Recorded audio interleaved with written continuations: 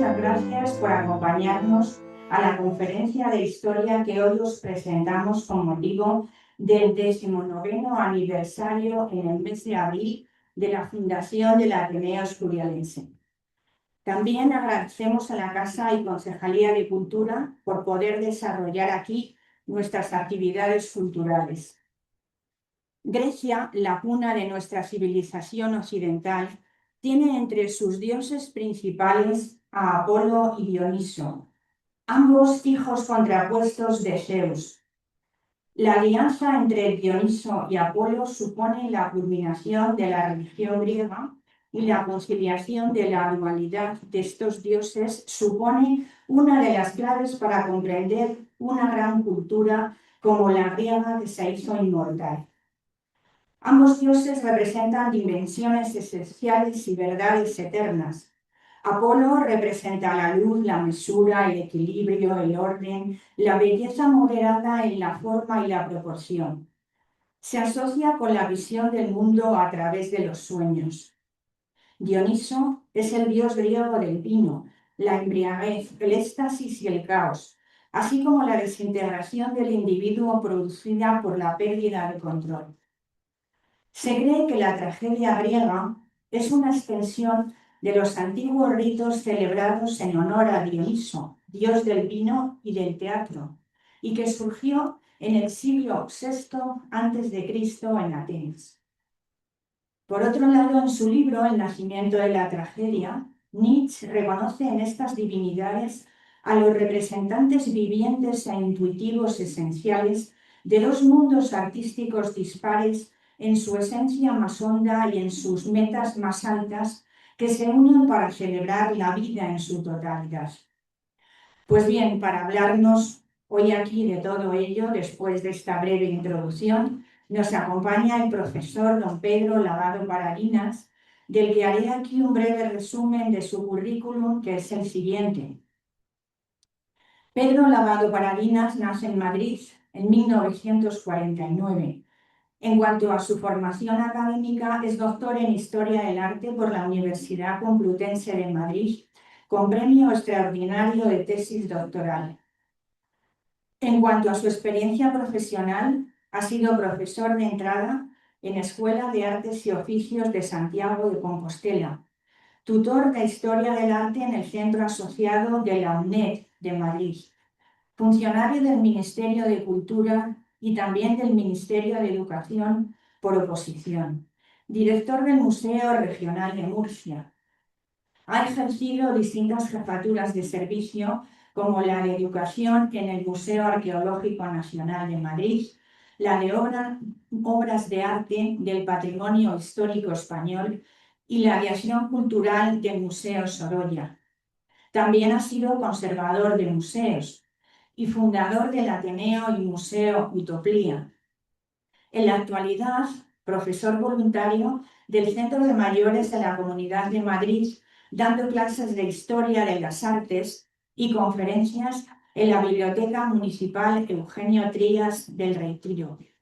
En cuanto a sus publicaciones, es autor de varios libros de arte sobre Castilla y León, Tierra de Campos, de múltiples artículos sobre iconografía, también etnografía, antropología y arqueología medieval, de diversas publicaciones sobre didáctica de museos, educación, talleres, etc., y colaborador con diversos másters.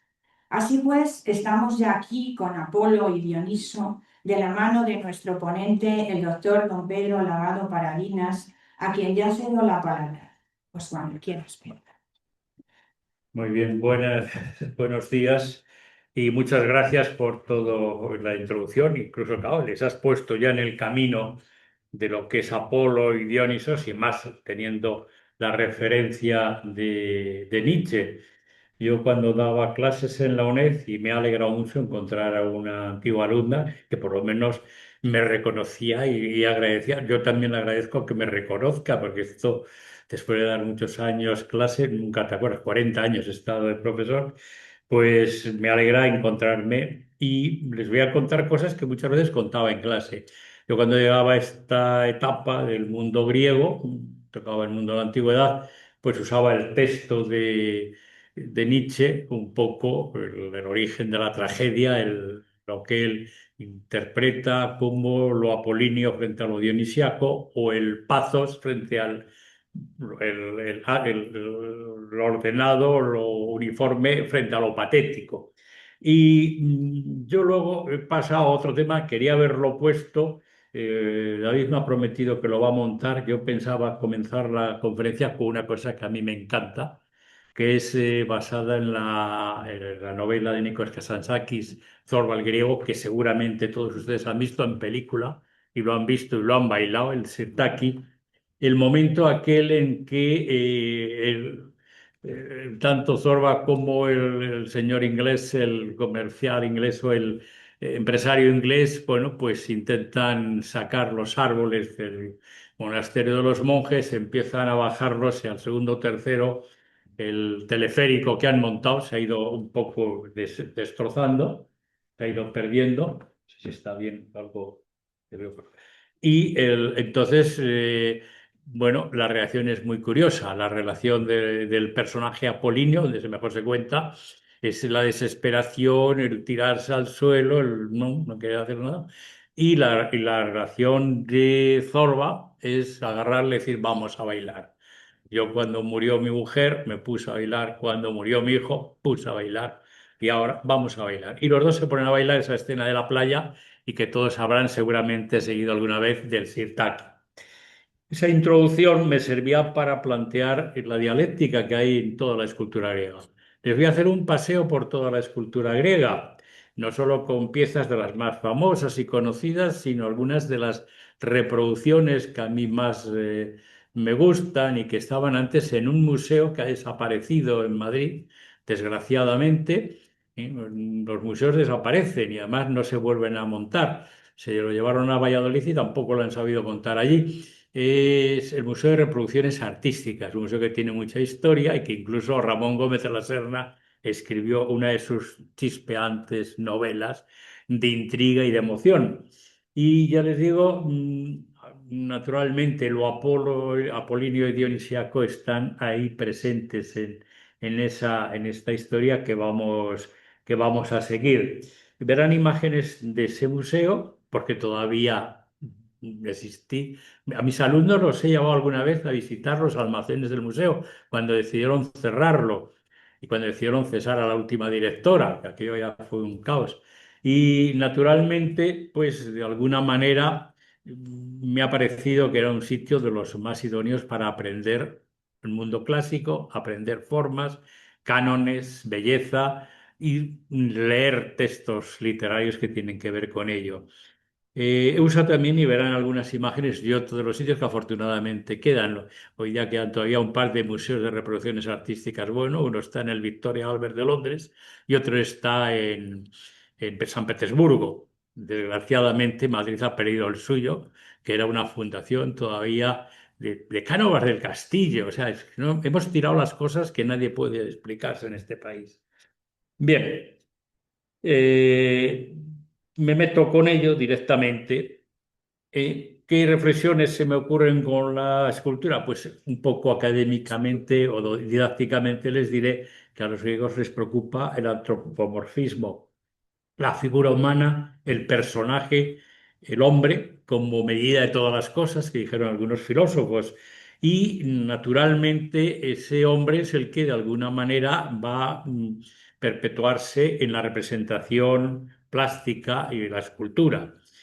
Desgraciadamente de la pintura nos queda muy poco del mundo griego para verlo, muy pocas teque, que son las tablitas que se pintaban, y menos pinturas murales.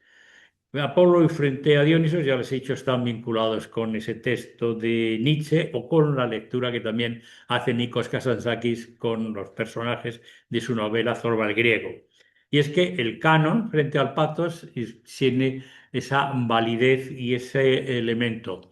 En la escultura griega predomina un conocimiento de la proporción, pero llega un momento a partir del siglo IV en el que el patetismo, el sentimiento, el dolor entran. La belleza y bien que había estudiado y que había más o menos ensalzado Platón en sus diálogos, pues pasa naturalmente de un mundo de ideas a convertirse en un mundo real y en un mundo de las imágenes.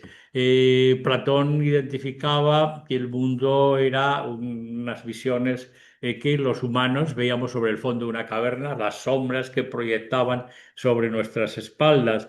Pero naturalmente, con el paso del tiempo, los artistas no solo ven ese mundo de ideas tan perfectamente reflejado en Platón, sino un mundo de expresión, de sentimiento, de dolor, de día a día cotidiano. Otra cosa es el tema del color. Ya saben ustedes que nunca existió el blanco como hemos entendido las estatuas. Es otro tema, incluso yo lo dedicaba con una charla diferente que se llamaba El color de los blancos o El color de los dioses, que fue una exposición que hizo muy oportuna el Museo Regional, Arqueológico Regional de Alcalá de Henares. Y junto a ella, pues claro, el antropomorfismo está vinculado con los mitos, historias del mundo clásico. Son los griegos herederos de todo un pasado hierático egipcio, de unas formas y proporciones medidas en puños, pero ellos lo van a transformar a otro paso al tema del canon de cabezas, de 7 u 8 cabezas, o 6 y media, 7 y media, si se trata de una mujer, diferencian entre esas formas. Otra cosa es el tema de la indumentaria, los ropajes, igual que las esculturas o la arquitectura tienen una decoración, ellos van a reflejarlo. Y eso hará que utilicen algunos sistemas como la técnica de paños mojados que va a usar Fidias, creando que no solo el cuerpo humano en su belleza y desnudez, sino el cuerpo humano en su indumentaria hablen y creen con sombras y movimientos, lo que de otra forma pues quedaría inadvertido y menos en el pasado anterior. El realismo y el idealismo son dos aspectos. El mundo griego va debatiéndose entre artistas que mueven ese realismo en la etapa del siglo V hacia un idealismo, en el caso de Prasíteles o los sucesores, que van a crear incluso figuras que nos llaman la atención. Los miembros, los rostros, se mueven en una especie de ambiente un tanto misterioso, lo que llamamos, pues llaman los artistas el esfumato, esas formas duras que se diluyen en sombras y en detalles verdaderamente un tanto interrogantes. Como les digo, la belleza y el patetismo van a moverse y crearán unos tópicos que durante muchos siglos permanecerán, no solo en el mundo griego, sino en el mundo romano y en el mundo antiguo. Uno va a ser el representado por el Doríforo, el portador de la lanza, que es un canon y una belleza formal, hasta que llega el otro modelo, que es el modelo de sentimiento, de movimiento y una expresión un tanto, digamos, aproximándose a un cierto manierismo, que es el caso de la Posiomeno de Lisipo. Y naturalmente, claro, los dioses, si algo tienen importante frente a todo el mundo que se estaba moviendo en la antigüedad, es que los dioses son humanos y son tan humanos que tienen sus vicios, pasiones, sus sentimientos.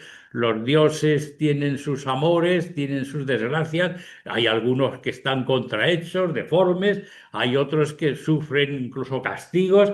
Y bueno, todo eso va a ser reflejado naturalmente por la mano de grandes artistas que van a crear un mundo verdaderamente nuevo. Piensen que quizás es la culpa de Fidias el que creara la imagen de Zeus o la imagen de Atenea, la Atenea Virgen, la Atenea Parcenos. Gracias a ello, todas las culturas hemos heredado nuestros dioses. La visión del Dios Padre cristiano, o del Dios Padre religioso y del mundo medieval está inspirada en ese Zeus barbado, fuerte, etcétera. Y la Atenea está en una virgen y es la imagen que va a ser para el mundo religioso también otra forma de entender. Bueno, ciertamente estos son las pautas artísticas. Como les digo, a la izquierda tienen un tema de Laoconte, el tema clásico del patetismo, del sentimiento, el juego de sombras, los cabellos del rostro, las cejas, los ojos, la boca entreabierta en esa especie de jadeo en el caso de la muerte y en el sentimiento, porque si hay algo grave en el Laocoonte es que no es que él vea que va a morir estrangulado por unas serpientes que ha enviado la diosa contra él por haberse opuesto al tema de la entrada del caballo de Troya, sino que ve que sus hijos son los primeros que están sufriendo y cayendo y que están siendo mordidos por esas serpientes. Al lado tenemos la imagen de el Doríforo, del vencedor, poniéndose el tema, la venda de victoria después del triunfo. Y como les decía, he usado muchas imágenes porque desgraciadamente al perder las que teníamos en nuestros museos, hay otra gran colección, no lo he dicho, hay otra gran colección en la Real Academia de Bellas Artes de San Fernando, que debe estar, porque lo mismo, no la vemos. Yo no entiendo qué persecución hay contra la escultura y los vaciados en yeso. La colección de la Real Academia de Bellas Artes de San Fernando la compró Velázquez por encargo del rey Felipe. Y parece mentira que, bueno, veamos los dos grandes vaciados que hay de un Hércules y de una Demeter que hay a la entrada, pero no podamos ver pues, el Laoconte o las piezas más clásicas metidas en un sitio y, bueno, pues difícilmente visitables. Afortunadamente, el Museo Pushkin, como les digo, pues te permite, como ven, reproducciones, pues no solamente de Grecia, como ven, o del mundo persa, o de leones de los de Delos, o imágenes de todo tipo de ese mundo clásico, incluso con un montaje verdaderamente idóneo, jugando con esos fondos para que se vea, por ejemplo, el frontón de Olimpia en donde está la gran imagen en el centro de Apolo, ¿sí? El que manda, el que mide. Pero fíjense si era el que mide, claro, esto es una cosa, yo cuando lo explicaba en clase, y miren ustedes que la medida estaba en lo alto del templo. El pie de Apolo, que está torcido, es el que da la medida en pies, los 27 y pico, 28 centímetros que miden los pies del mundo griego. Y el brazo, la braza, ¿sí? O es el codo. Y la altura en cabezas es la proporción idónea que se considera la perfección y la belleza del canon. Es decir, que cuando un artista venía a hacer no tenía que ir a una academia, lo veía directamente en el templo. Y luego veía naturalmente un acoplarse al espacio, al mundo que rodea a esa especie de marco triangular que va a determinar y que hace que haya figuras más o menos en pie, enderezadas, figuras acuclilladas, caídas o tumbadas, vas viendo todo el proceso. Y nos debemos incluso ya en los primeros inicios de un cierto patetismo que se representa, porque naturalmente es el rapto de los sátiros y las sabinas y la serie de peleas con diferentes personajes de tipo mítico. Abajo hay, como ven, algunas de las más famosas esculturas, que ya les digo, es una joya tener, y si ya no tienes las originales, que están en los museos griegos, los italianos, los tiranicidas, el Discobolo de Mirón, una tenía Parcenos, la tenía con Marcias, o bueno, pues otras mismas, o la Demeter, pues están naturalmente de alguna forma representadas en ese museo. En el Arqueológico Nacional de Madrid, afortunadamente, nos quedan algunas piezas. Por ejemplo, este pozo, el Puteal, es el brocal de pozo que se encontró en unos jardines de la Moncloa, que se conoce como Puteal de la Moncloa por eso, y que representa el nacimiento de Atenea, que es el mismo relieve que existe en el frontón del Partenón de Atenas. En uno de los frontones del Partenón, Atenea, que ven ustedes, surge. Tenías esta de aquí. Esta es la Victoria que va volando y que la va soltando. Y aquí tienen ustedes a Zeus sentado, le falta la cabeza, desgraciadamente en su momento le perdió la cara, y detrás está Faistos con un hacha dándole en la cabeza de donde sale esa especie de pensamiento contenido que va a ser la hija virgen, la Atenea. Es un tema verdaderamente curioso y que gira en ese forma entorno. Luego están las parcas que rodean y acuden como comadronas a ese nacimiento de Atenea. Como ven, todo esto nos está contando historias que tienen que ver con nuestra vida. A menudo la arquitectura y la escultura conviven, forman una combinación verdaderamente perfecta. Los órdenes clásicos, en este caso en el altar de Pérgamo, están unidos, las columnas con capiteles jónicos, en esa estructura en U, y que dentro tiene una de las partes del altar donde se hacía la forma sacrificial, y aquí queda lo que sería la parte externa donde acudían y desde el exterior veían cómo se quemaban las ofrendas o cómo olía el aroma que quedaba. Y naturalmente veían un friso que tiene casi 2 metros de altura, en donde se representaban de alguna manera la lucha entre los gigantes y los dioses, una de las últimas amenazas contra el mundo celestial en sí.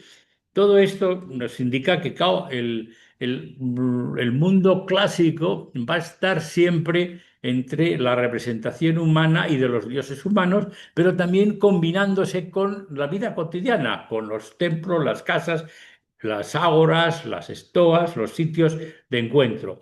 ¿Qué tienen las esculturas o las medidas humanas? ¿Qué es lo que es el canon? Pues el canon normalmente se reduce en un primer momento, en el siglo V, al canon de Polícleto, que es de 7 cabezas. Yo digo que hay una variante, algunas veces se distinguen entre el canon de hombre y mujer, como verán, y que va a contrastar con el canon ya posterior del siglo IV, Irisipo, de 8 cabezas. Naturalmente, esa cabeza luego se fragmenta en 3 partes, la forma longitudinal, la forma la frente y la nariz, luego hay otra que va a marcar la zona de los labios y los labios hasta la barbilla. Son 3 elementos que van de alguna forma a, digamos, hacer matemático toda esa interpretación. Ese cuerpo humano es perfecto y está medido. Otra cosa son los elementos que el artista va incorporando y según los artistas van incorporando. Uno es el que todo vaya unido en esa especie de combinación de cuerpo, movimiento, o el giro, que se llama contraposto, el moverse una pierna sobre otra y un brazo contra otro para de alguna forma crear la sensación de tensión de movimiento, con lo cual te permite tener una pierna fija y esa y otra pierna relajada, dar esa forma. Estamos abandonando el frontalismo y las imágenes del mundo egipcio o del mundo primitivo que todavía en el mundo griego en el siglo IX, X antes de Cristo se están dando. En este caso hemos usado una de las imágenes más clásicas, el guerrero de Riaces, los guerreros de bronce que aparecieron en el sur de Italia, fueron rescatados, pasaron por la colección Getty y luego han pasado al museo al sur de Italia, están en el museo. Aquí tienen ustedes más en detalle el tema de la medida del doríforo en Polícleto, en donde también ven ustedes que ha dado un cierto movimiento en la pierna y como tiene que fortalecerlo, utiliza un tronco, como van a ver más adelante, para equilibrar el juego de caderas. Y la cadera hace una especie de W, ¿eh? Con lo cual queda una especie de movimiento, hombros y caderas que te va marcando. Los brazos se contraponen, más en este caso, uno que lleva la lanza, es el portador de la lanza, y otro, naturalmente, bueno, la lanza o la jabalina para el lanzamiento de jabalina, es lo mismo, y el otro un poco para hacer el contrapeso en el movimiento. Todo el estudio anatómico, los pectorales, los músculos, lo que llamaríamos incluso la piel y las propias fascias que cubren los músculos, van a ser de alguna forma interpretados. Es esa especie de lo que nosotros hoy día llamamos, con cierto humor, hablando de algún gimnasta, esa tableta de chocolate, esa especie de pecho marcando los pectorales y los músculos que cubren el vientre como un elemento más evidente de esa proporción. Aquí tienen la proporción de las 7 cabezas en este doríforo, o lo tienen incluso despiezado, como les decía hace un momento. Y el despiece en la cabeza, las 3 partes que divide frente a cejas, ojos, nariz y boca, barbilla. en las tres partes. Y luego los ojos, que son como tres ojos y dos medios a los lados. O sea, estamos con cinco ojos marcados, o mejor dicho, cuatro y medio marcados en esa proporción. Ven que todo es una proporción de tercios o de medios, que es lo que nos va marcando. Si fuera poco, esos rostros ya después van a ser inscritos o van a ser circunscritos a una interpretación más del Renacimiento, que es la espiral de Fibonacci. Si sobre digamos, un rectángulo, como ven ustedes, circunscribimos una parte con una espiral, esa espiral girando irá creando nuevos rectángulos.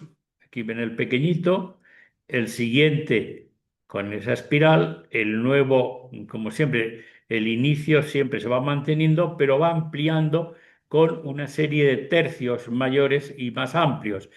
¿Qué es lo que nos da? Los puntos más importantes de la cabeza, de la oreja, de la boca, de la barbilla o de los ojos, en este caso, en el ojo saliente. Esa espiral de Fibonacci se ha usado luego por los renacentistas, pero ya estaba presente, parece ser, un poco de una forma intuitiva y creativa. Y la otra proporción es la de la Posiomeno de Lisipo, en el cual ven ustedes, es el señor que ha estado en la lucha, en la pelea, que se ha dado una capa de aceite y entre la polvo, el sudor y demás, se está limpiando con un estrígilo, esa especie de cuchilla o de hoz curvada con la que se raspa, se limpia, se hace un peeling casi, y a continuación, bueno, pues se baña o se utilizan los perfumes, los aceites, de alguna forma para mantener y proteger la piel. La escultura griega, como les digo, va a tener todo un proceso en el que poco a poco va desarrollando el paso desde lo más rígido, desde lo más casi cercano al mundo egipcio, al mundo de la antigüedad o a lo que serían esculturas. Hoy día que empezamos a ver esculturas allá por el 11.000 antes de Cristo en Turquía, las esculturas en Göbekli Tepe o en Arslan Tepe, que son figuras humanas muy estilizadas. O cuando empezamos a ver los famosos menires de la isla de Córcega, en Filitosa. Pues claro, naturalmente todo eso ha sido un proceso a lo largo para crear formas, movimiento, proporciones y belleza. Los primeros dorios usan unas líneas, unas interpretaciones muy rígidas y abstractas. Los jonios, siempre se ha dicho que es un arte más o menos grácil, femenino, es el que se da en las islas, frente al propio del Peloponeso. Y ya lo ático, los centros en el entorno de Atenas y de las grandes ciudades, mezclan ambas cosas y saben mezclar, igual que lo dorio, el tema y la arquitectura doria y la arquitectura jónica han creado esas dos variantes, llamémoslo si queréis, una interpretación masculino-femenino, en una interpretación común y más clara. Otro de los temas importantes es que Grecia usa mármol, porque tienen las canteras al lado, al lado betélico, y el mármol para la arquitectura o el mármol para la escultura es de una enorme calidad. Permite una perfección, permite un detalle que no se procede con otros materiales. Es duro, es difícil, pero bueno, tiene sus ventajas. Mármol que no solamente hay en el Peloponeso, sino también en las islas. En las islas van a aparecer las primeras esculturas en mármol y me van a permitir un paseo para ver esos precedentes, para que veamos dónde surge ese canon apolíneo frente a lo que va a ser luego el mundo dionisíaco o el mundo del patetismo. Las islas Cícladas va a crear unas figuras que son las figuras de violín hechas en mármol. El mundo micénico y minoico va a usar gran parte de la escultura en artes aplicadas y en cerámica, en pequeñas terracotas, no va a pasar a grandes formatos. Entre el año 1000 y el 700 antes de Cristo, el cicládico es el 2500 antes de Cristo, el minoico estamos 1600 a 1200 antes de Cristo, 1000 al 700 tenemos la etapa geométrica, en donde aparecen pues primeros intentos de anatomía, un pecho triangular, la forma de los apolos rígidos y los famosos caballos que parecen una trompeta, tienen unos morros de trompeta. A partir del siglo VII, sexto, que sería el periodo arcaico, empieza a imitarse lo egipcio, a imitarse la frontalidad, el movimiento, los perfiles, empieza a importarse también, claro, naturalmente han llegado cosas a través del mundo persa con el que están muy vinculados y relacionados y peleados, claro está. Y ello crea un sentimiento, una expresión en los Apolos, atletas, vencedores o triunfantes en los juegos. La animalística es todavía muy tosca. Los leones de Delos van a ver ustedes que son como un tanto rudos a la hora de presentar, pero los efebos y las eras o las mujeres son de una gran belleza. Como les decía, estas son las imágenes, los ídolos violín o las pequeñas figuras cicládicas. Esto va desde el 3000, 2500, a partir del 2500, 2000, el citarista, el flautista, el pensador. Fíjense que ya estaba un pensador antes de Rodin, que unos días enviaba unos vídeos sobre la escultura de Rodin frente a la escultura de Miguel Ángel. Es una gran exposición que se está haciendo ahora en el Louvre. Si tienen la oportunidad de ir a París, hasta junio está. Y bueno, estas son las imágenes que van haciéndose. Poco a poco, figuras un tanto extrañas. Como yo decía a los alumnos para que se acordaran, las figuras con los retortijones, parece que tienen un apretón femeninas, solo marcados los pechos, como mucho el pubis. Y luego las minoicas empiezan a utilizar cerámica, colores, policromía. Y quizás de las pocas cosas del mundo cerámico, perdón, del mundo minoico más conservadas y mejores están en el Museo de Heraclión, el nadador, esta especie de chico saltando al agua, o las diosas y sacerdotisas de las serpientes, que aparecen con esas faldas de bragas, con unos bustos muy abultados, con unas serpientes en las manos, rodeadas, y con gatos en la cabeza. Yo, para mí siempre me asombra. Esto es un tema que siempre todavía no encontró explicación a que lleven los gatos en la cabeza o los gatos por todos los lados. Bueno, debían tenerlo mucho cariño. Fíjense que otra animalística sí que tienen una enorme calidad.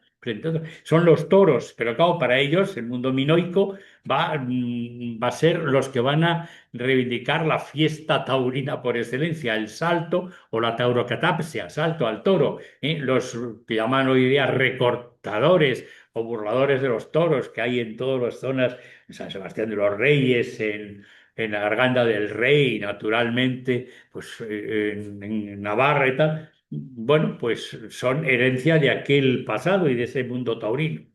Los leones que empezamos a ver que aparecen o los toros que aparecen en los vasos de Bafio, piezas que corresponden hacia el 1200, 1000 antes de Cristo, la portada de Micenas o los rostros que son simplemente mascarillas hechas, en este caso con pepitas de oro martilladas, machacadas, y creando esa especie de rostro que se pone en relación con Atreo, se pone posiblemente con los primeros monarcas de la dinastía de los Atridas en Micenas.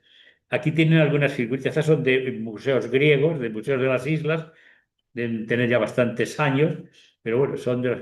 Y aquí tienen a las famosas diosas, a las sacerdotisas de las serpientes.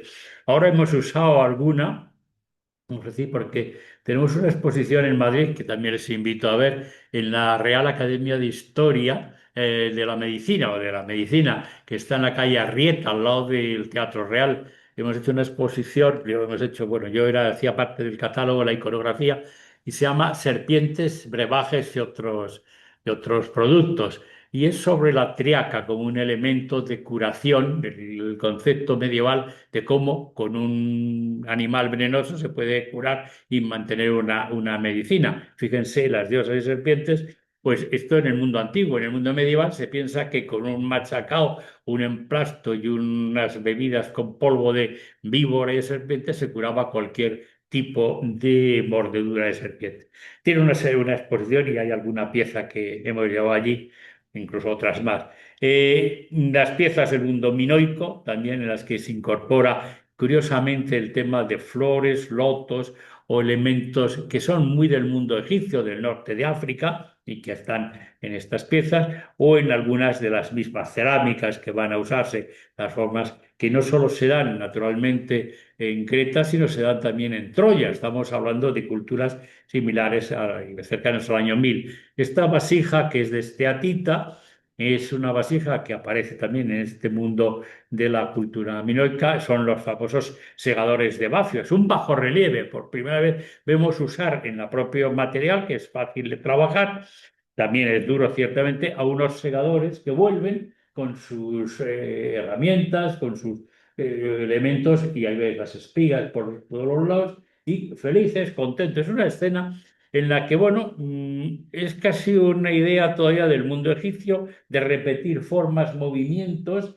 de hacerlos casi como paralelos, simétricos, pero ya hay un intento de mezclar, bueno, pues sentimiento, música, etcétera. Como les decía, a partir del 1100 antes de Cristo empiezan los temas geométricos, las famosas corés o coray en plural, las esculturas de mujeres, unas hechas eran en madera, por eso se las llamaba Juana, otras hechas ya en material, en terracota o en piedra, junto con los caballos trompeta que les decía hace un momento, que son verdaderamente graciosos, pero es un elemento curioso, un tanto anecdótico a la hora de representar animalística. Fíjense que en la pintura, este caballo en un carro de guerra, el señor parece vestido con el escudo típico del mundo, todavía del mundo micénico, el mundo del año 1000. Estamos en el 1100 antes de Cristo. Y este es el inicio de los primeros templos, que eran de madera y que nos han quedado solo las maquetas en terracota, pintadas, decoradas, imitando troncos, maderas y ramas. A partir del séptimo, sexto, como les digo, van evolucionando la imagen de las coráis. ¿Eh? Está la dama de Auxerre, una de las más avanzadas, ya se la ve el tema del pelo, el pecho, se identifican los dedos. Y en esta, claro, lo que nos falta es ver el color. Todo esto tenía color.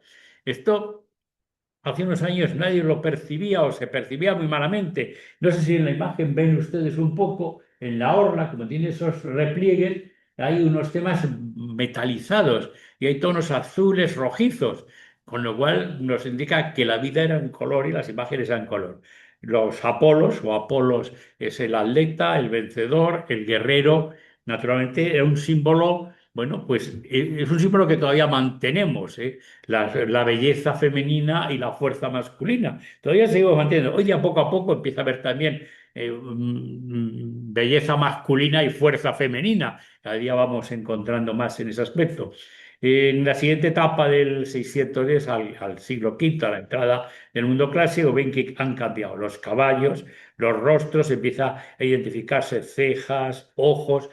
Primero son ojos muy toscos, almendrados, la boca y los labios son todavía muy elementales, o fijaros que ya algunos ya empiezan a moverse, el movimiento, empieza a aparecer el movimiento. Es una escena de deporte, ¿eh? Son unos chicos jóvenes actuando, pues no sé si tendrán pelota o no pelota, o simplemente están saltando y haciendo ejercicio.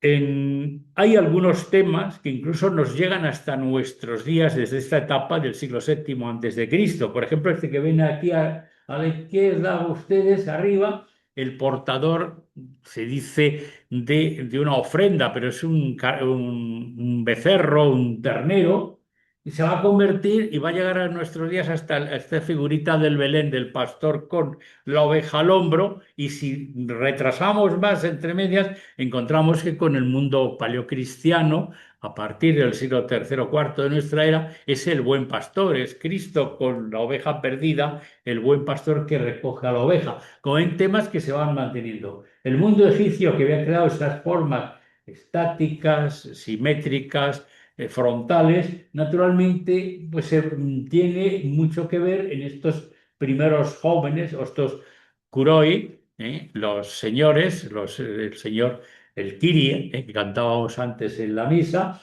que van a representarse. El de Critios, los efebos, y este es un guerrero, una estela de un guerrero muerto, tal como iban, simplemente con una especie de cinta, pero iban pintados, ven el rostro, la barba, estaban perfectamente identificados. Y llevaban un corto faldellín y las piernas protegidas con unas grebas o canilleras.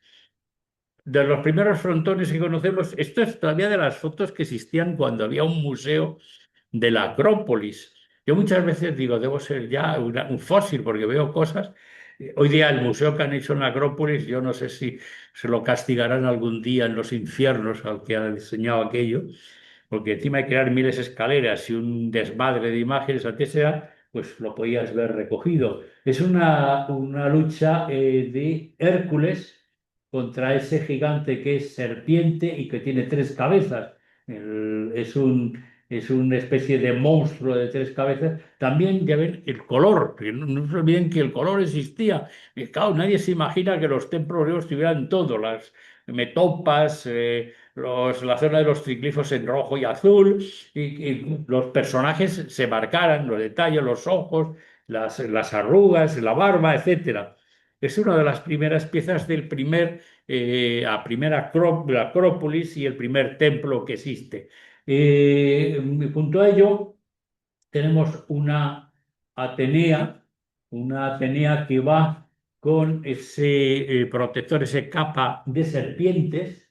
Ya saben que va a usar eso, y a Medusa en el pecho para protegerla. Es un elemento como mujer guerrera. Las serpientes y la Medusa petrificaban a quien miraba, con lo cual era tu mejor escudo. Y el caballero Rampín, que es un personaje más excelente, ha aparecido dos fragmentos, hoy día ya está montado, porque hay un fragmento en Atenas y otro está fuera, en París, en el Louvre, me parece. Entonces ya están montados los dos y es verdaderamente un personaje. Ya ven los ojos todavía almendrados, la barba, el pelo, ya un detalle exquisito. Y ya que digamos de los caballos, fíjese usted lo que veíamos, el caballo trompeta, el caballo más o menos redondeado con el morro. Aquí ya, como digo yo, me perdonan la broma, el caballo Elvis Presley con el frequillito aquí moviendo. Estas cosas lo digo porque cuando tengo una alumna que se recordará estas cosas, no le decía. El portador de ovejas, el moscóforo, que es como se llama, el caballo Rampén, y de nuevo del frontón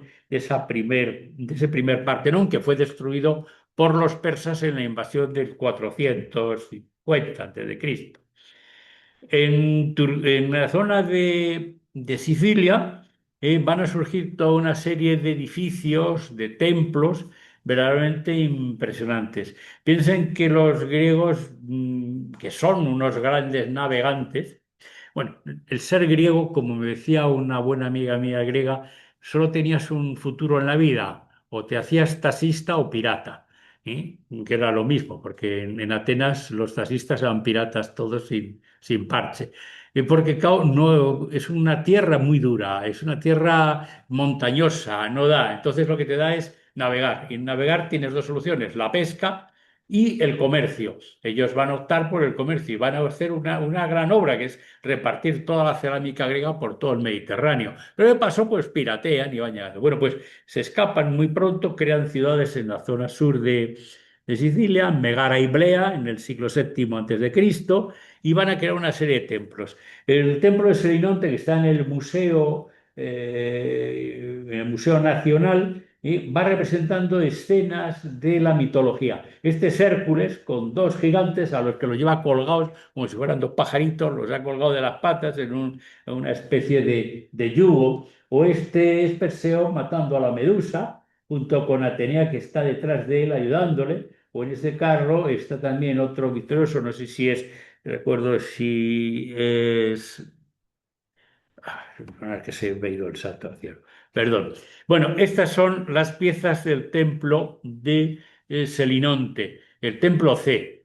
Piensen que en Selinonte hay como 9, 10 templos, yo no sé cuántos, y el C es uno de los pequeñitos. El G, las figuras son verdaderamente gigantescas.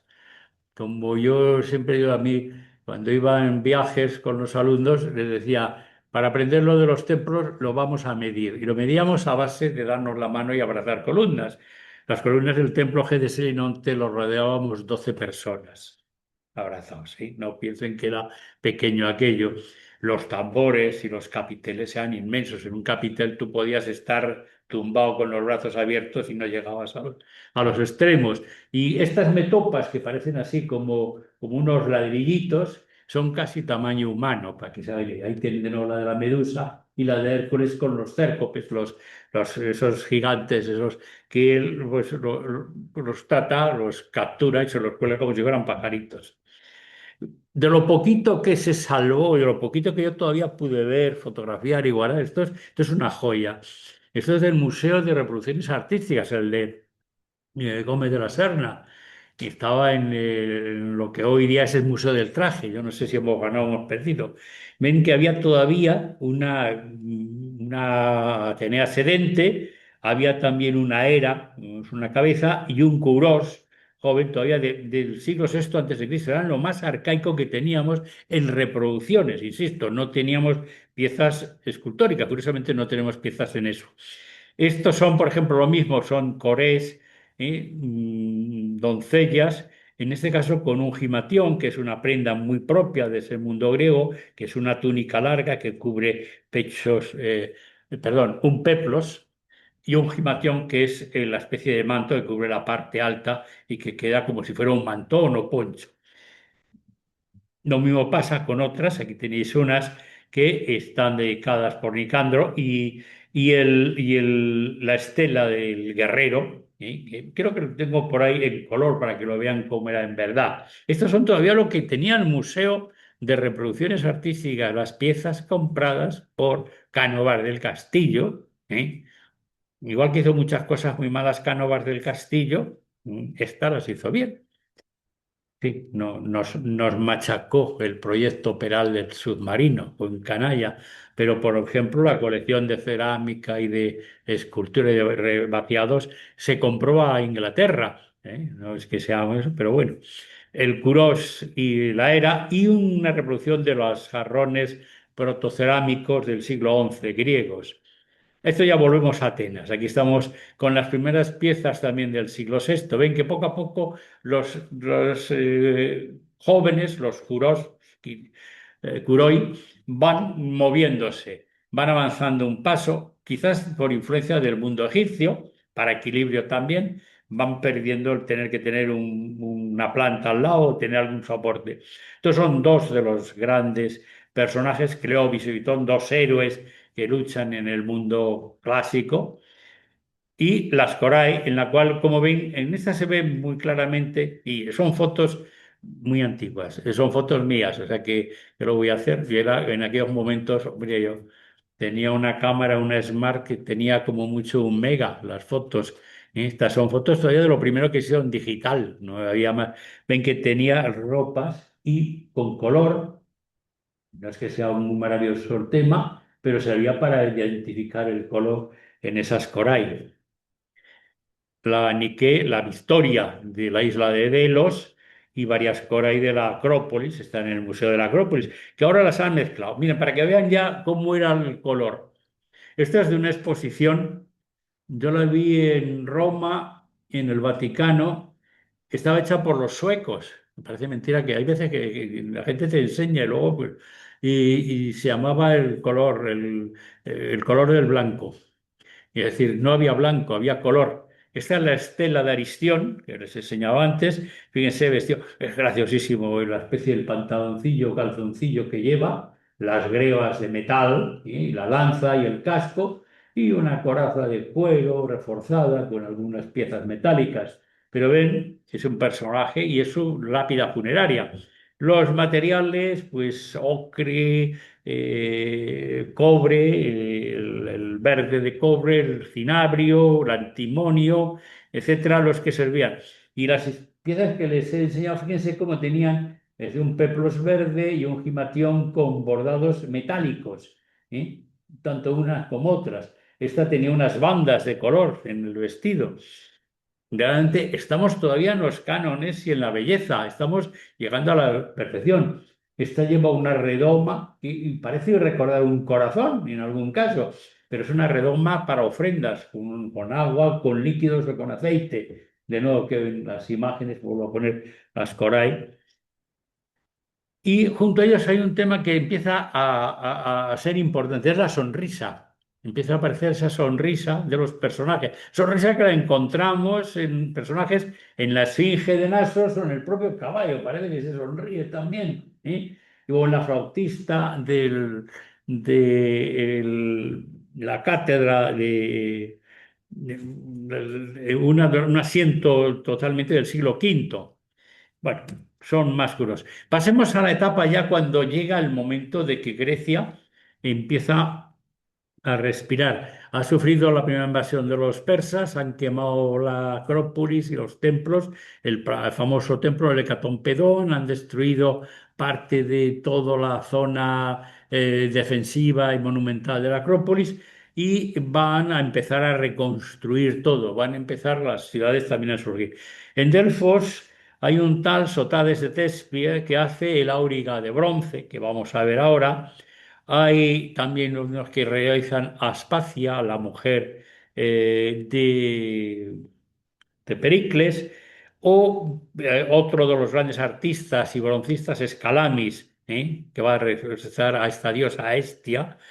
En los frontones de Olimpia, lo hemos visto hace un momento, van a ver ustedes lo que les decía, los cánones, las medidas y el tema de la tensión o lo que va a ejecutarse, que es una carrera que preside también Apolo.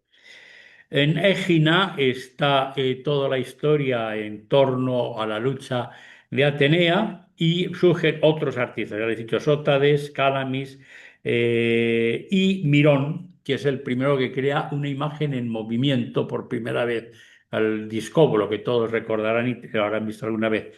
Pero también pone a Marsias, en el sileno que se ríe de Atenea. Atenea un día va por el bosque, se encuentra una flauta de caña, empieza a soplarla y descubre que aquello suena. Con lo cual, qué bien, qué bonito. Pero el Marcias, que es muy mala leche y muy tonto también, se ríe de verla, que la diosa se le hinchan los carrillos, le pone rojo al soplar y al estar tocando música. Claro, es el problema de la flauta de caña. Y Atenea no se anda con bromas, manda que lo desuellen. Es un tema, una venganza de mujer muy fina en este caso, que lo soy en vivo. Bueno, lo verán ustedes. Aquí está el auriga de Sota de Tespis en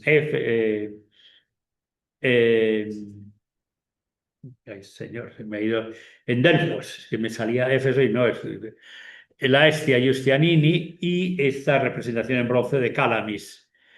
Ven más piezas de este primer periodo. Como ven, ya empieza el movimiento, la sonrisa que hemos visto va matizándose. ¿Sí? Los vestidos empiezan a cubrir el cuerpo, los peplos y los himatión o los mantos empiezan a cubrir el cuerpo, pero empiezan a dejar ciertas partes, principalmente los pechos, o dejar alguna forma una cierta atracción. Es el momento de los frontones que les decía del templo de Olimpia. Antes les he puesto el de abajo y les he dicho que aquí Apolo era el que marcaba las medidas, el pie, la braza, el codo y la altura en proporciones.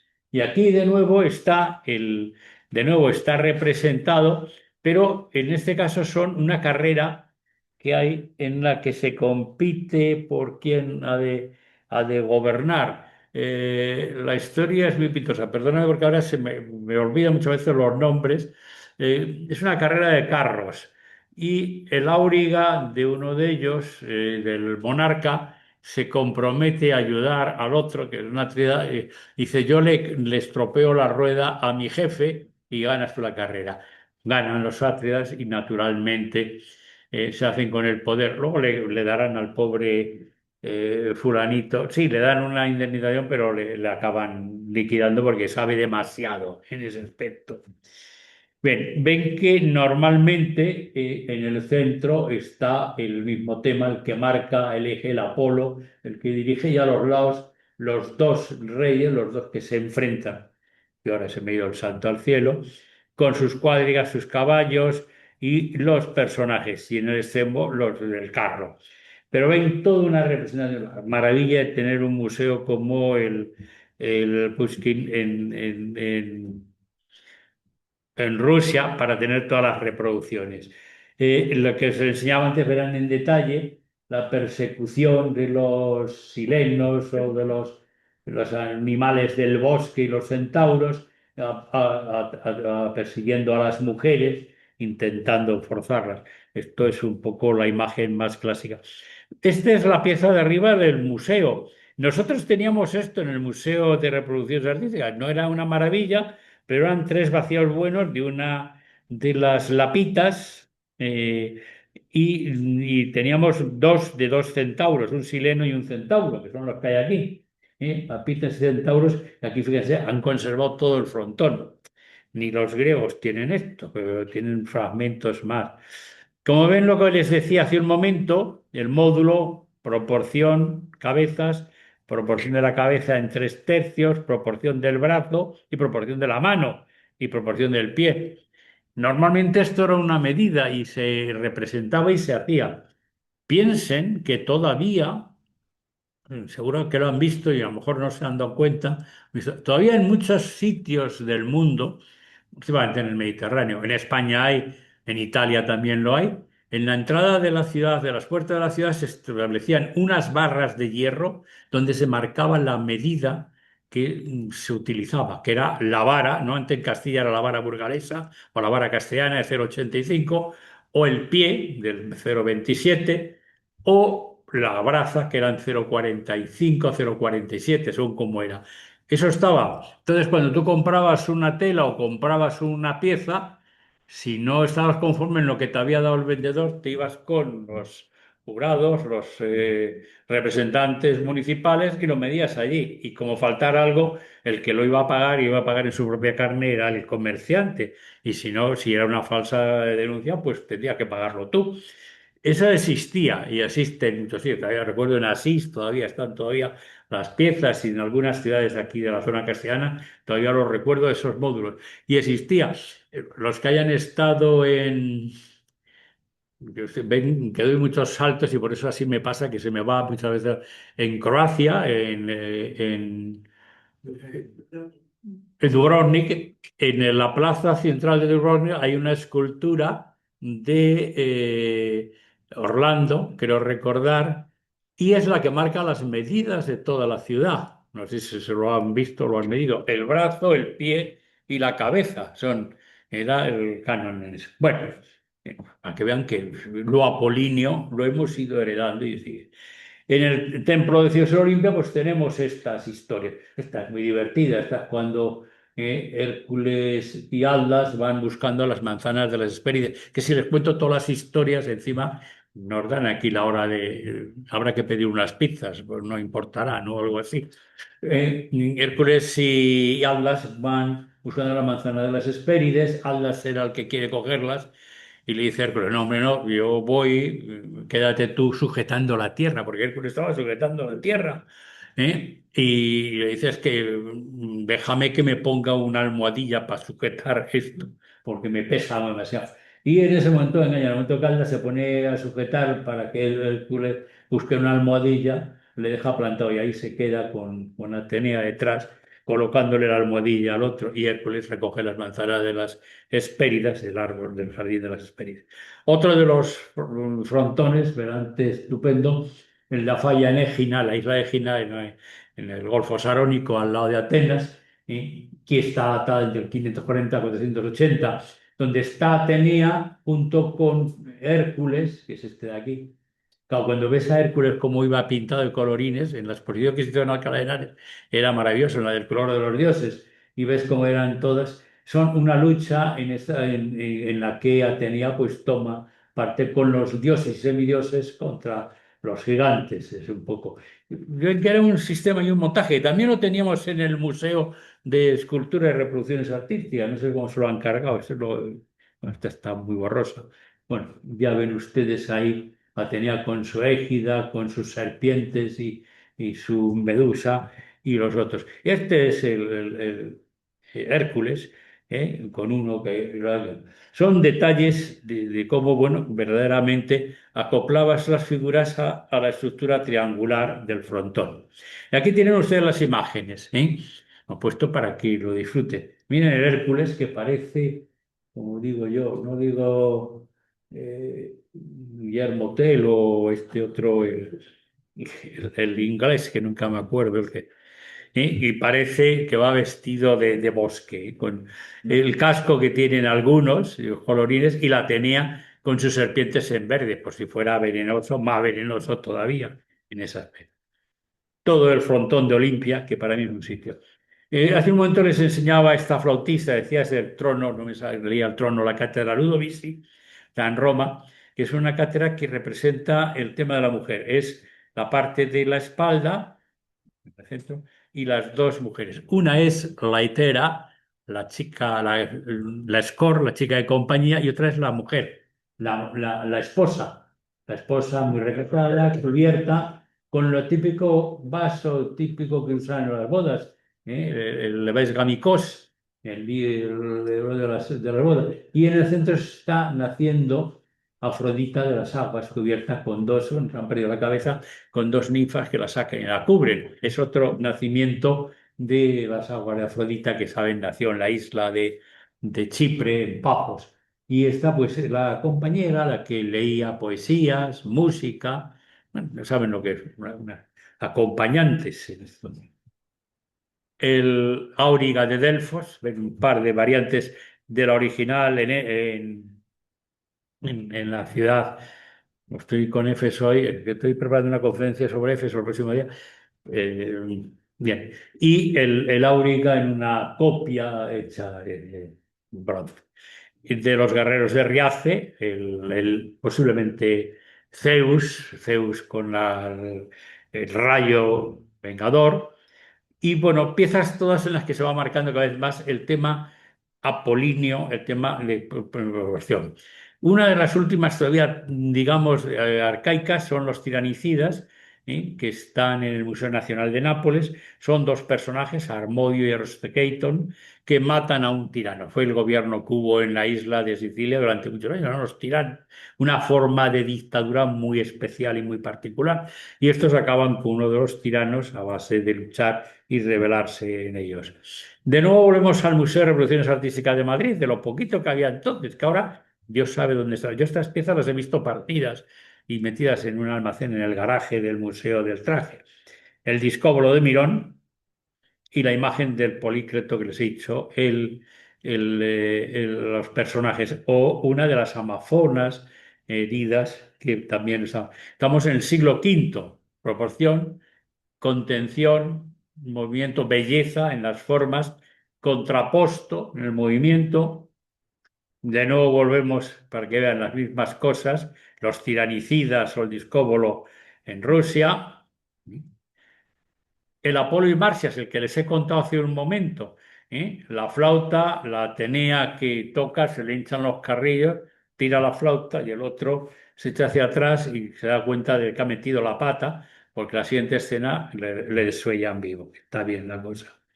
Es el tema más curioso también de Polícleto. Y entramos en uno de los grandes personajes, Fidias, en el siglo V, que es el que crea ya, digamos, la figura de los dioses por excelencia, Atenea y Zeus. Le encarga Pericles que haga para el templo del Partenón una Atenea Parcenos, la Atenea Virgen, que está dentro de tenía tener como 13 o 14 metros de altura, y está hecha con oro y marfil, en un material que se llama criselefantina, que todavía existen, y todavía en la zona oriente se usa mucho en el mundo bizantino luego. Cuando acaban de aquello, los atenienses, que son unos retros, unos carcas, pues deciden que se han quedado con dinero y además que Pericles aparece en el escudo de Atenea venciendo a los persas. Bueno, pero naturalmente los había vencido, había sido el que había logrado levantar a la ciudad contra los persas. Y tuvo, bueno, pues la soberbia de que le pusiera a su amigo Fidias en el escudo. Eso es una cosa de impiedad. Bueno, pues lo echaron de la ciudad. Se votó y fue echado de la ciudad. Y a Fidias le dicen que devuelva el oro y el marfil que había, porque le han dado, entonces se contaba el material, te hemos dado tantos talentos de oro, de marfil, de peso, a ver cómo. El tío tiene una paciencia de desmontarse la Atenea y dejarles las piezas de oro y de marfil o no y que las pesen. No faltaba nada. Indudablemente, Fidias era un gran profesional en ese aspecto. Y luego se marcha, se acaba marchando y se va a Olimpia donde hace el Zeus, también de oro y marfil. Lo sabemos porque en Olimpia, es curioso, hay una casa al lado del templo de Olimpia en el que una excavación que llevaron, no sé si japoneses o ingleses, encontraron una serie de piezas cerámicas. Si había una de ellas, ya sabéis lo curioso de la vida, había una pieza de cerámica que era un vaso de beber que tenía en un lateral un grafiti, Ei mi fidiu, soy de Fidias, pues verde o blanco y en botella. Nos está diciendo que allí vivía Fidias, ahí tenía su vajilla. Bueno, ahí se fue a hacer otras elefantinas. Había dejado una Atenea Promachos que era tan enorme que estaba fuera y que se veía desde los navegantes que venían por el mar. Era lo primero que veían de Atenas, la Atenea Promachos. Bueno, hace toda una serie de metopas de representación de las procesiones que bajaban con el péplos de Atenea, de los chicos y chicas jóvenes que iban allí, en donde muestra la verdadera calidad, la belleza, la elegancia y la técnica de paños mojados. Deja que se vean los cuerpos y la anatomía perfectamente. Este es el Partenón y como ven, nosotros también teníamos con nuestros fondos en azul. O sea, es que hemos copiado cosas, pero si hicimos bien, luego ya, bueno, yo ya no digo ya nada del Museo del Traje ni del Museo Descolonizado que tenemos ahora con un ministro que yo no sé si ha pasado del bachiller, porque no puede ser. Ven ustedes, ahí está Atenea, y en su nacimiento con las comadronas, las parcas y demás, uniendo las tres parcas, y los que asisten. Y hay un Dionisos a este lado, pero un Dionisos todavía muy tranquilo, muy sereno. Y este es el frontal que cuenta esa historia del nacimiento. Esta es la espalda de Zeus, y aquí el que le falta también la cabeza es Hephaistos, es el dios de los infiernos, que es hermano de Zeus. Zeus le avisa. Yo siempre decía, la historia del Zeus en aquellos momentos llamó a la seguridad social, que le dolía mucho la cabeza, y el este vino, le dio un hachazo, y de la cabeza sale primero la Nike volando, y diciendo, mi señorita Atenea, que es la buena y tal. Pero es así, lo que parezca broma es así. Bueno, aquí qué me ha pasado. Bien, ahí tienen ustedes las tres parcas metidas, formando una forma triangular en el tímpano. Están en el Museo de Londres, en el británico, se las llevó Lord Elgin. No sé cómo puede demostrar todavía el museo que son suyas, porque según los documentos, y los demostró Melina Mercury cuando fue ministra de Cultura, eso sí que era una ministra de Cultura con narices, pues les dijo, hay que devolver esas piezas. Ustedes compraron las inscripciones, esto no es inscripciones, devuélvanlo. Bueno, los ingleses no saben ni leer ni inglés ni griego, no han devuelto eso ni lo van a devolver, claro está. Los relieves con las metopas que ven ustedes, puesto todos los temas, los hombres, chicos y chicas que aparecen con los peplos, las togas metidos allí y que, bueno, van reflejando el desfile de las Panateneas, que era un desfile en el que los jovencitos iban vestidos a caballo, y las chicas con un peplo bordado que habían hecho, pues, la capa de la Virgen, el velo de la Virgen, que todavía tenemos aquí.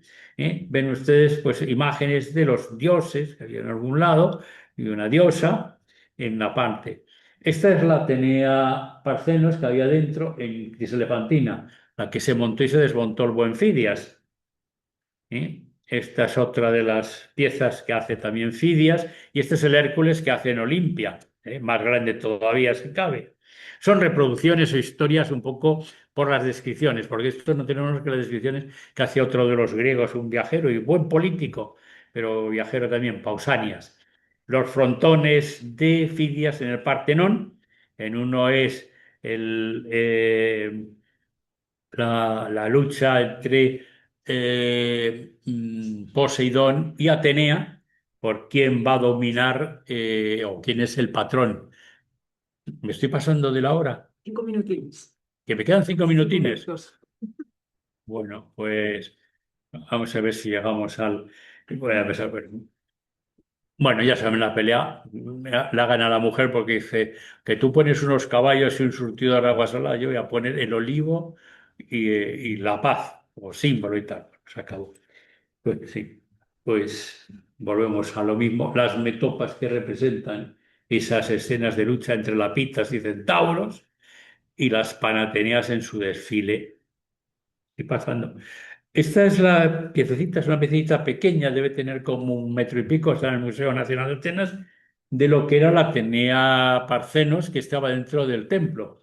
Fíjense ustedes, pues, victoriosa con la medusa, las serpientes en una égida, con la Nike, que era la que la acompaña en el nacimiento, con un escudo en el que hay toda una serpiente, el símbolo, y por el otro lado del escudo donde estaba metido Fidias y también se metió Pericles, naturalmente metió a su amigo Pericles. Bueno, Fidias hace piezas de esa enorme belleza. Pues quería mostrarles algo de lo... A pasar de alguna manera. Sí, yo es que me he calculado el tiempo, perdón. Todos estos son piezas de ese mundo del canon, de la belleza, de la proporción y de los temas. Todos, fíjense, todos los que hay querían pasar a entrar. A partir ya, todavía Polícleto está en esta línea y finalmente, pues vamos a entrar en el siglo IV, es cuando empieza a moverse. ¿Cómo se mueve la historia? Pues se mueve en curvas, se mueve en una contrapuesto, ya no solamente es en un lateral de cadera, es de rodillas, cadera, hombros y demás.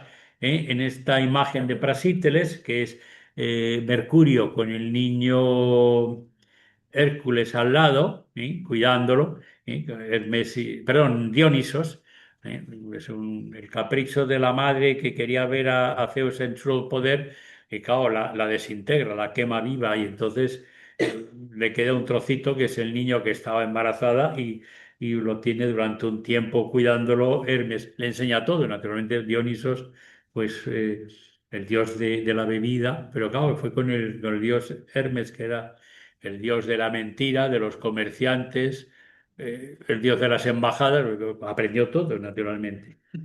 Aprendió todo. La Venus del Nido, una de las piezas más interesantes de Brasil, y ven el Apolo cazando lagartijas, aquí es auróctono, ¿sí? Es la curvatura. Entonces ya empieza a moverse todo, ya es el sentimiento de alguna manera, ¿sí? Las formas curvadas, el contrapuesto, o en este caso la Diana cazadora y el famoso de... Estas eran las piezas que había en el museo, todavía tenemos en el museo estas piezas, y ahora ya digo, nadie sabe dónde están. Lisipo es el que ya entra directamente con el tema del patetismo. Es el que representa a Alejandro Magno, es el gran escultor Alejandro Magno, el que representa al luchador después de la lucha, limpiándose, tratando, la cabeza ha aumentado 7,5, 8 cabezas en la proporción. Esta pieza que es la que sí que pueden ver ustedes si van a la Academia de San Fernando, a la entrada, además no tienen que pagar, está a la derecha y a la izquierda hay una Demeter. Este Apolo, perdón, este Hércules Farnesio, que es una pieza soberbia, imponente. Aquí también tiene el canon de 8 cabezas, a pesar de lo inmenso y de lo fuerte. Es casi un personaje de combate.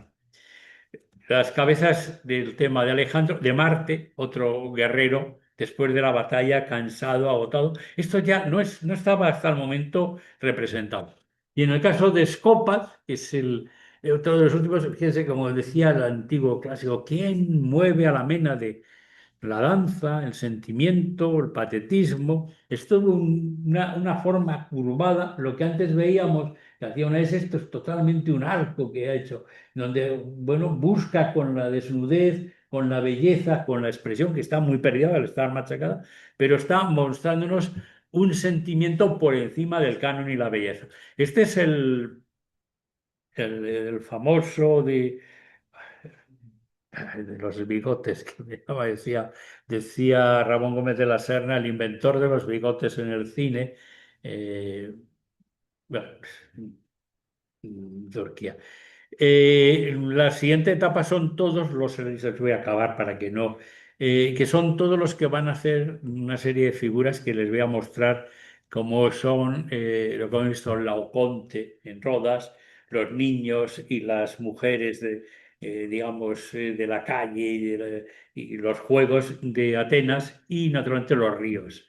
Bueno, estos están en el Museo de Atenas, el niño con la oca, el otro niño a caballo, y los Gálatas, que son de Pérgamo, que son escenas. Abajo ven el tema que les enseñaba el Laoconte y sus hijos, en el sentido de que les están mordiendo las serpientes, se le está viendo lo que está pasando, todo. Y esta es otra de las piezas soberbias que tiene el Museo del Louvre, que es la Victoria de Samotracia, en la proa del barco, con el agua salada y el cuerpo crea ese plegado y esas ropas. Y ahí surgen todas las escuelas helenísticas, como la Venus de Milo, que está también en el Louvre, el Apolo y esta otra Venus, el Espinario, son los temas cotidianos. Ahora ya empieza más cotidiano y el tema, pues, de lo que verdaderamente preocupa y